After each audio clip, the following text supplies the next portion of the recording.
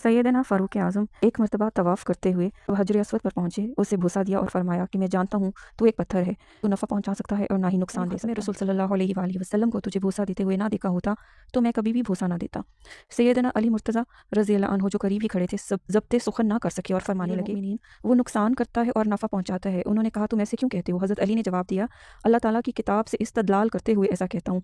पूछा, अल्लाह ताला की किताब में कहाँ ज़िक्र है? तो हज़रत अली ने जवाब दिया, अल्लाह ताला ने फरमाया है, और जब अल्लाह ताला ने औलाद आदम को इनकी पीठ से निकाला और इनको इनकी जानों पर गवाह बनाते हुए फरमाया कि क्या मैं तुम्हारा रब नहीं हूँ? सब ने कहा, यकीनन तू ही हमारा रब है, हम इस बात पर गवाह हैं। फिर इस मिसाक को एक कागज़ पर लिखा और इस वक्त हजर अस्वद की 2 आंखें थीं और एक ज़ुबान थी। इसे हुक्म हुआ, इसने मुंह खोला और इस कागज़ को निगल गया और इस जगह पर इसे रखा गया। फिर कहा, कौन है जो तेरे साथ वादा पूरा करेगा?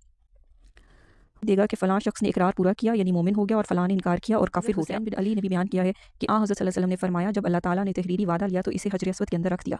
हजर अस्वद को भूसा देना वफ़ाए अहद में शामिल है।